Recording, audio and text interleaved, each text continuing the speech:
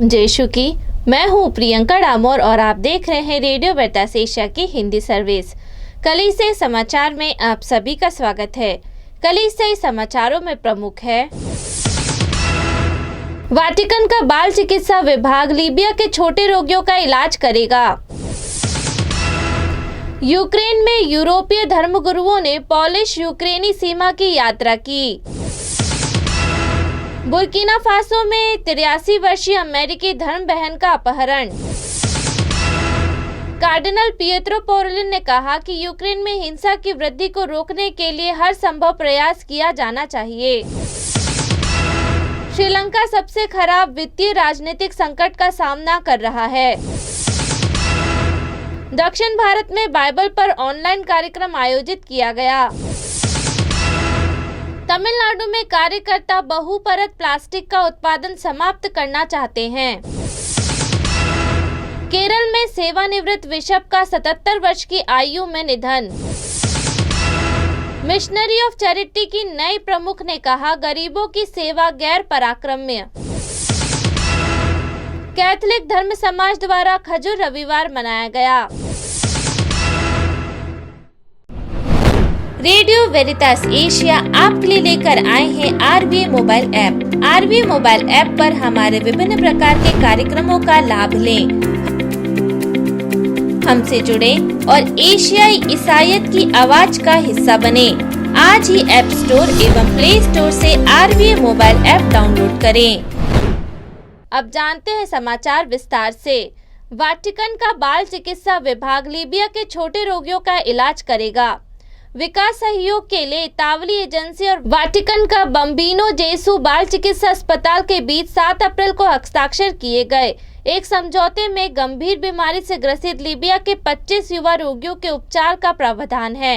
युद्ध और अस्थिरता के 1 दशक से अधिक समय से लीबिया की स्वास्थ्य सेवा प्रणाली तबाह हो गई है। लीबिया के डॉक्टर्स और चिकित्सा कर्मचारियों को हर दिन बड़ी चुनौतियों का सामना करना पड़ा है और देश के अस्पतालों और चिकित्सा केंद्रों को लगातार बिजली कटौती, अपर्याप्त चिकित्सा आपूर्ति और कर्मचारियों की कमी जैसी समस्याओं का सामना करना पड़ा है। यूक्रेन में यूरोपीय धर्मगुरुओं ने पोलिश यूक्रेनी सीमा की यात्रा की। COMECE और CEC के अध्यक्षों ने पोलिश यूक्रेनी सीमा से एक विशेष ईस्टर संदेश जारी करते हुए शांति के लिए प्रार्थना और कार्यवाही का आह्वान किया। यूक्रेन में हमले के तहत हिंसा से भागे लाखों लोगों के साथ एकजुटता के एक ठोस प्रदर्शन में धर्माध्यक्षीय सम्मेलनों के यूरोपीय संघ आयोग के अध्यक्ष कार्डिनल जीन क्लाउड होलरिक SJ और क्रिश्चियन काइगर द्वारा जारी अपील में कहा गया, आइए हम लोगों की संस्कृतियों और राष्ट्रों के बीच न्याय, मेल मिलाप और शांति के लिए प्रार्थना करना और काम करना जारी रखें। कार्डिनल पिएत्रो पारोलिन ने कहा कि यूक्रेन में हिंसा की वृद्धि को रोकने के लिए हर संभव प्रयास किया जाना चाहिए।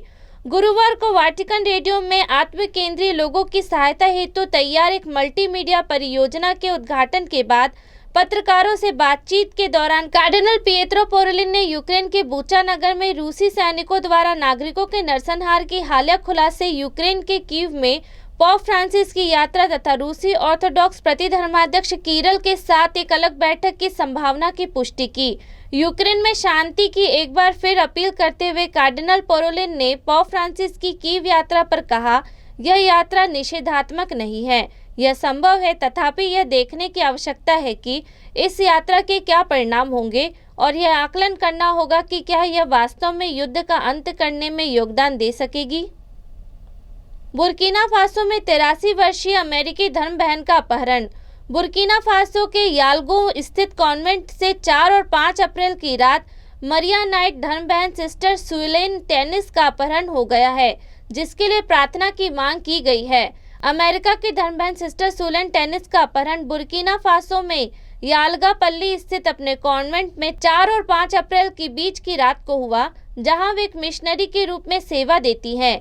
काया धर्म प्रांत के धर्माध्यक्ष थियोफिल नेन ने बताया कि मरिया Knight of the Holy Cross धर्म समाज की 83 वर्षीय धर्म बहन का अपहरण 4 और 5 अप्रैल के बीच की रात को अज्ञात लोगों के द्वारा हुआ, जिन्होंने कॉन्वेंट में तोड़फोड़ भी की, जहां उनके साथ 2 और अन्य धर्म बहनें भी रहती हैं।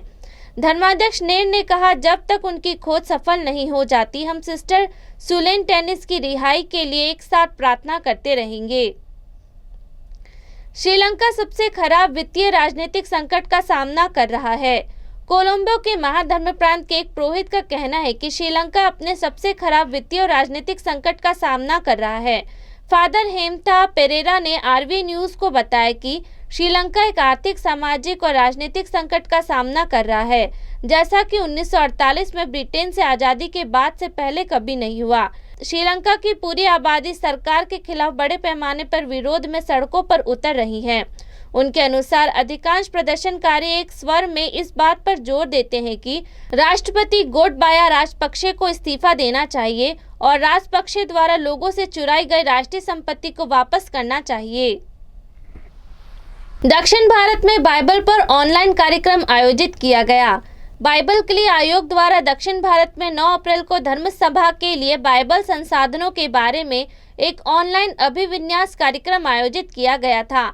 भारत के कैथलिक धर्माध्यक्षीय सम्मेलन के धर्म सभा डेस्क और उसके बाइबल धर्मशास्त्र और सिद्धांत आयोग ने धर्म सभा के लिए बाइबल संसाधन पर कार्यक्रम का आयोजन किया।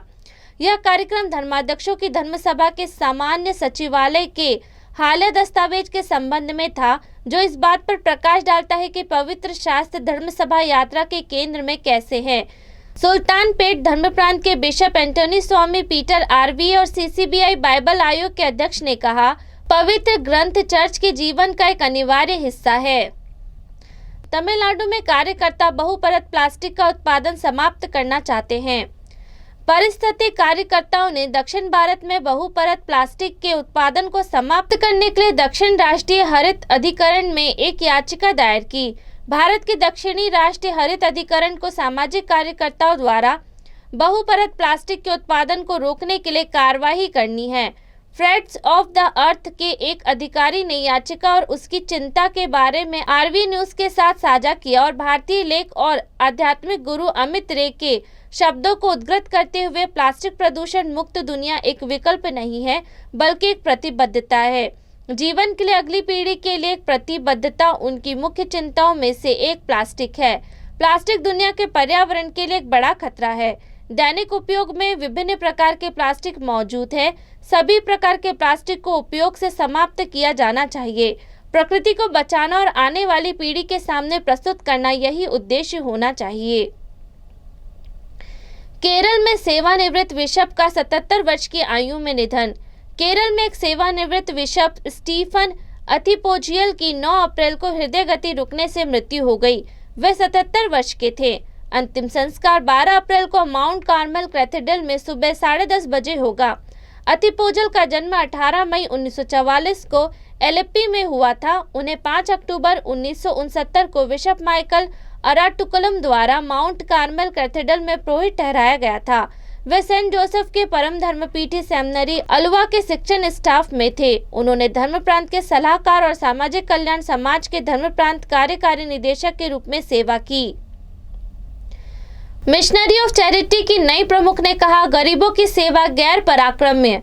मिशनरी ऑफ चैरिटी की नई प्रमुख सिस्टर मेरी जोसेफ ने दृढ़ता से कहा कि उनका नेतृत्व रवैया गरीबों और गरीबों की सेवा करने पर केंद्रित है। उसने कहा कि यह चुनाव सामूहिक मंत्रालय के पहले मिशनरी के संस्थापक करिश्मा पर आधारित था।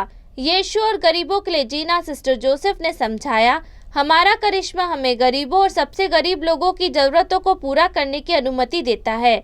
हम उनके अधिकारों, गरिमाओं और एक मान्यता प्राप्त तरीके से जीने की स्वतंत्रता की रक्षा के लिए उनके साथ खड़े हैं।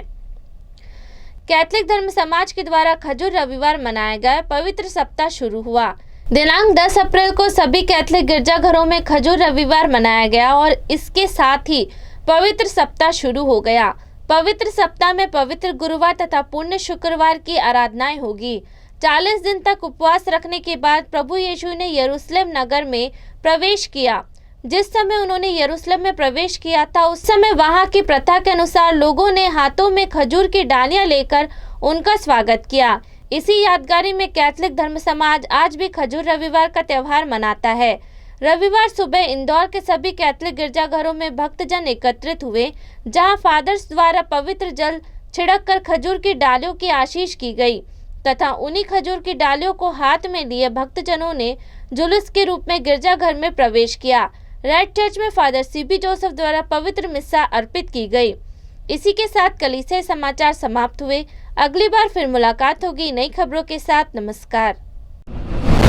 रेडियो वेरितास एशिया आपके लिए लेकर आए हैं आरवीए मोबाइल ऐप। आरवीए मोबाइल ऐप पर हमारे विभिन्न प्रकार के कार्यक्रमों का लाभ लें,